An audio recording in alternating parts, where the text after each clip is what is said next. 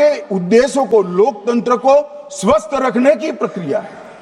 अगर लोकतंत्र में चुनाव जिसके आधार पर होते हैं वो मतदाता सूची ही प्रदूषित है, तो चुनाव कैसे साफ और सुथरे हो सकते हैं? समय समय पर मतदाता सूची का गहन पुनर्निरीक्षण जरूरी है, इसलिए चुनाव आयोग ने फैसला किया कि 2025 में इसको किया जाएगा। मान्यवर, एक बीच में एक घटना मैं जरूर कहना चाहूंगा।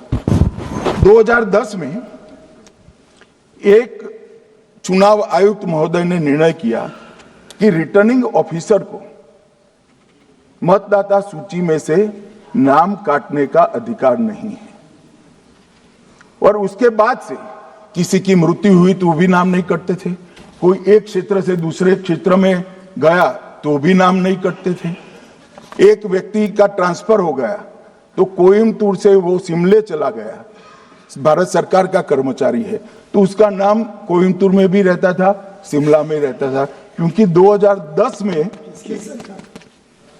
मैं बताता हूं किसने, मैं बख्शूंगा नहीं, आप चिंता मत करो, क्योंकि 2010 में एक व्यवस्था हुई कि किसी का नाम नहीं काट सकते, और उस वक्त भी कांग्रेस पार्टी की सरकार थी।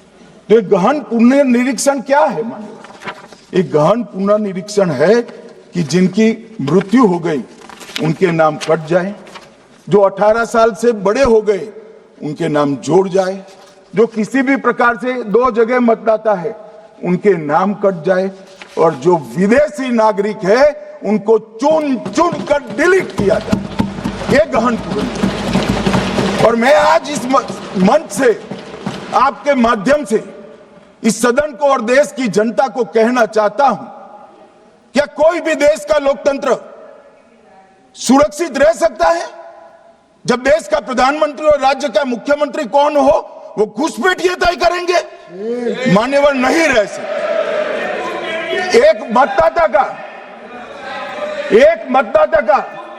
एक से ज्यादा जगह पर वोट होना चाहिए। मान्यवर, एक से ज्यादा जगह पर वोट होना चाहिए।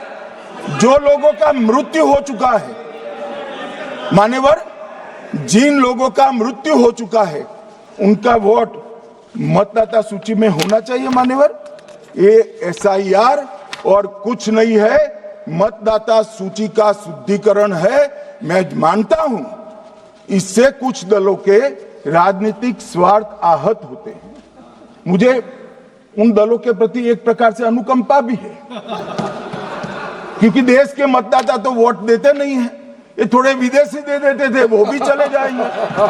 मगर मान्यवर, क्या हमने भारत के नाते निर्णय करना पड़ेगा कि इस देश की संसद को चुनने के लिए, राज्य की विधानसभा को चुनने के लिए विदेशी को वोट देने का अधिकार देना है या नहीं देना है? और मेरा मत है, मेरा विनम्र मत है मान्यवर, कि ये नहीं देना चाहिए।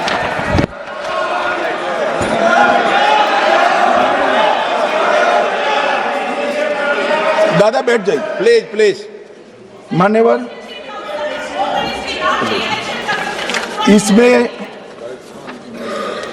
इसमें कानूनी स्थिति का प्रश्न नहीं है।